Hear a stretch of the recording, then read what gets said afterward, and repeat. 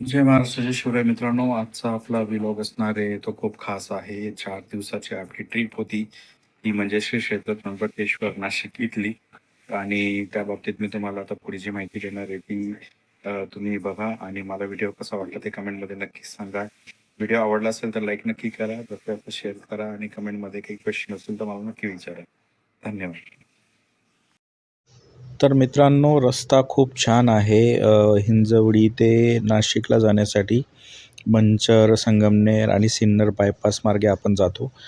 रस्त्यात तुम्हाला समृद्धी महामार्ग पण लागतो, त्याला ओलांडून आपण पुढे मार्गस्थ होऊ शकतो. रस्ता खूप छान आहे, कारण जर तुम्ही फोर व्हीलरने जाण्याचा प्लॅन करत असाल तर फोर व्हीलरसाठी खूप छान रस्ता आहे. तर जवळजवळ 5-5.5 तासाचा रस्ता आहे. ब्रेक घेत घेत जर तुम्ही गेलात तर तुम्हाला बऱ्यापैकी आनंद घेता येतो राईडचा. आणि जो रस्ता आहे तो नाशिकमधनं तुम्हाला पेट्रोल, CNG जे काय असेल त्याच्यासाठी खूप ऑप्शन्स आहेत. नाशिक ते त्र्यंबकेश्वर जाण्यासाठी सुद्धा तुम्हाला खूप ऑप्शन आहेत, खूप पेट्रोल पंप्स आहेत तिथे. सो त्याचा काही विषय नाही. आता तुम्ही व्हिडिओमध्ये जे बघत आहात तो आहे ब्रह्मगिरी आणि अंजनेरी पर्वत. अंजनेरी पर्वताच्या इथे भगवान श्री बजरंगबलींचा जन्म झाला आहे. आणि ब्रह्मगिरी पर्वताची कहाणी अशी आहे की त्या ठिकाणी भगवान शंकरांनी आपल्या जटा आपटल्या होत्या आणि त्यातनं गंगा नदीचा उगम झाला असं म्हणतात. तर आता आपण पोचलो आहे त्र्यंबकेश्वरच्या वेशीवर. तुम्ही बघू शकता आहात व्हिडिओमध्ये.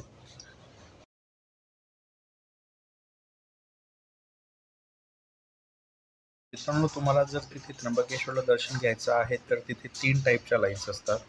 पहिल्या लाईनमध्ये तुम्हाला जनरल लाईन असते, त्यासाठी तुम्हाला कुठलाही चार्ज द्यायचा गरज पडत नाही.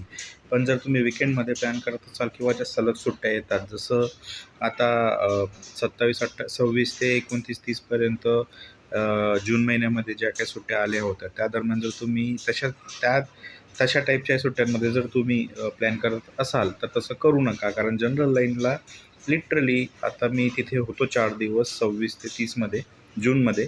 तर तिथे तुम्हाला जवळजवळ 7 ते 8 तास लागतात त्या लाईनमध्ये.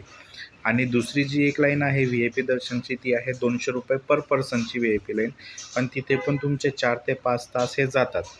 आणि अजून एक लाईन आहे VIP, ती म्हणजे ₹2500 पर पर्सनप्रमाणे प्रवेशद्वार जे आहे त्र्यंबकेश्वरचं, तिथनं ती लाईन स्टार्ट होते. ती लाईन जी आहे म्हणजे तुम्ही त्या लाईनमध्ये जर उभे राहिलात तर तुमचं दर्शन हे जवळजवळ अर्धा ते पाऊण तासामध्ये होऊन जातं. पण त्यासाठी तुम्हाला ₹2500 हे पे करावे लागतात पर पर्सनप्रमाणे. ₹200च्या लाईनची पण गॅरंटी नाही, कारण कधी-कधी 4-5 तासही लागतात, कधी-कधी 7-8 तासही लागतात. आणि जनरल लाईनचा तर विषयच नाही, कारण जनरल लाईनसाठी तर 2 ते 3 किलोमीटरपासूनच ती लाईन स्टार्ट होते. आता बघायला गेलं तर काही लोकांचं असं असतं की आम्हाला जलद दर्शन करायचं आहे, आम्हाला VIP दर्शन करायचं आहे, तर ते लोकं पे करतात. आधी कसं होतं की आधी तुम्ही एखाद्या गुरुजींच्याकडे पूजा वगैरे करताय, तर ते गुरुजीच तुम्हाला त्यांच्या ओळखीनं तुम्हाला तुमच्याकडनं एक काहीतरी अमाऊंट घेऊन तुम्हाला ते डायरेक्ट गाभाऱ्यामध्ये दर्शन घेऊन जात होते. पण आता सध्या त्यांनी त्र्यंबकेश्वरचे जे ट्रस्ट आहे त्यांनी ते प्रकारच बंद केला आहे की तुम्ही कोणीही एजंट थ्रू, ब्रोकर थ्रू तुम्ही दर्शन घेऊ शकत नाही. दुसरी गोष्ट, त्र्यंबकेश्वरमध्ये असे भरपूर लोक आहेत की जे तुम्हाला त्या परिसरामध्ये विचारतील की तुम्हाला पटकन दर्शन हवं आहे का, लाईनमध्ये लागायची गरज नाही, आम्हाला पैसे द्या. तसं करू नका, कारण ते फेक स्कॅमर्स लोक असतात. तुमच्याकडनं पैसे घेतील, तुम्हाला सांगतील उद्या इतक्या इतक्या टायमाला या, आणि ते तुम्हाला तुमचा नंतर कॉन्टॅक्ट वगैरे बंद करून ठेवतील. तसं करू नका. जर तुमची कॅपॅसिटी आहे 2500 पर पर्सन देण्याची, तुम्ही ते पे करा. अर्ध्या पाऊण तासात 1 तासात दर्शन घ्या.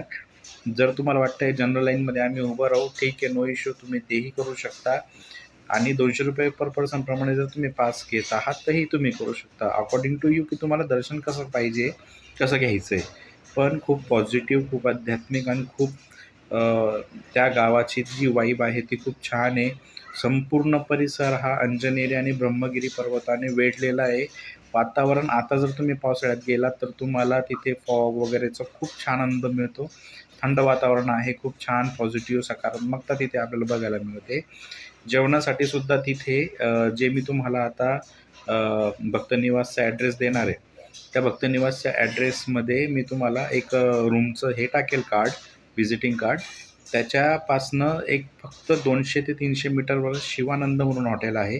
राजस्थानी हॉटेल आहे. खूप छान तिथं उत्तम प्रकारचं जेवण आहे. मी त्याचासुद्धा ॲड्रेस तुम्हाला देणारच आहे डिस्क्रिप्शनमध्ये.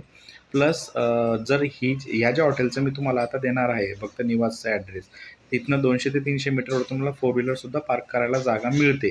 तेच करून देतात. नाहीतर मग तुम्हाला त्र्यंबकेश्वरच्या नगरपालिकेजवळ किंवा जी एंट्रन्स आहे, जिथे बस स्टॉप आहे त्र्यंबकेश्वरचा, तिथेच तुम्हाला कुठेतरी पे पार्क करावं लागतं. सो तुम्ही जिथेही रूम करा, मी म्हणत नाही की मी सांगतो तिथेच करा, पण जिथेही रूम कराल त्या रूमच्या ओळखीनेच गाडी पार्क करा. कारण तुमची गाडीही सेफ राहिली पाहिजे, तुमचे बिलॉंगिंग्स सेफ असले पाहिजे. सो त्र्यंबकेश्वरमध्ये पोहोचल्यानंतर तुम्हाला तिथे भक्त निवास किंवा रूमसाठी खूप ऑप्शन्स आहेत. पण मी ज्या रूमला थांबलो होतो त्यातला मी तुम्हाला ॲड्रेस देतो. खूप छान अशी त्यांची सर्व्हिस आहे. रूम आहे, वायफाय, टीव्ही, गरम पाण्याची सुविधा सकाळी 5:30 ते सकाळी 9 पर्यंत आहे. त्यामुळे तिथे तुम्हाला राहण्याची उत्तम सोय पण केली जाते. त्यानंतर जर तुम्हाला काही पूजा वगैरे तिथे करायची, जसं पितृदोष, कालसर्पदोष सारख्या पूजा तिथेच होतात आणि तिथेच केल्यामुळे चांगला परिणामही भेटतो. सो त्यासाठीही मी तुम्हाला गुरुजींचे नंबर तिथे देणार, कारण तिथे गुरुजींचे खूप जास्त ऑप्शन्स आहेत. पण जर तुम्हाला एखाद्या गुरुजींच्या ओळखीने जर जायचं असेल, तर ते तुम्हाला खूप उपयोगी पडतं. त्यासाठी मी तुम्हाला तिथे गुरुजींचा नंबरही देणार आहे. खूप हुशार, खूप आध्यात्मिक आणि प्रत्येक पूजा वगैरे आध्यात्मिक ते विधिवत पद्धतीने ते पार पाडतात आणि व्यवस्थित ते तुमचं काय जे पूजा असतील ते सगळं ते तुम्हाला करून देतात. तर व्हिडिओ कसा वाटला मला कमेंटमध्ये नक्कीच सांगा मित्रांनो, आणि कशाचा शेअर करा, लाईक करा. आणि जेवढी माहिती मला देता येत होती मी तेवढी तुम्हाला दिली आहे. त्या व्यतिरिक्त जरी तुम्हाला काही क्वेश्चन्स असतील, काही विचारायचं असेल तर मला कमेंटमध्ये नक्की विचारा. आणि सबस्क्राईब नसेल केलं चॅनलला, पहिल्यांदा आला असाल चॅनलवर तर मला सबस्क्राईब नक्की करा. धन्यवाद.